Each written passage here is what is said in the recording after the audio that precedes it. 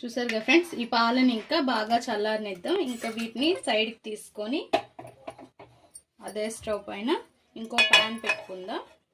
Pan పెట్టుకొని ఇందులో ఇంకా మిల్క్ పౌడర్ వేసుకోవాలి.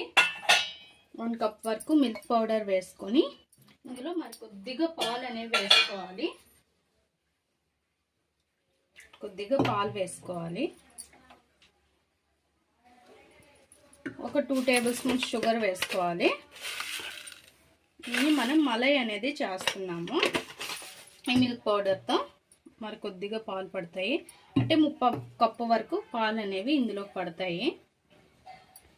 వేసుకొని ఇంకా మలై ప్రిపేర్ చూసారు కదా ఫ్రెండ్స్, ఇందులో షుగర్ కరిగి మనకి పాలంతా మిక్స్ అయ్యి మిల్క్ పొడిలో ఇందులో ఇంకా కొద్దిగా నెయ్యి వేసుకొని ఇంకా స్టవ్ ఆఫ్ చేసేసేయండి. మనకి చల్లారేలోగా థిక్ అయిపోతుంది.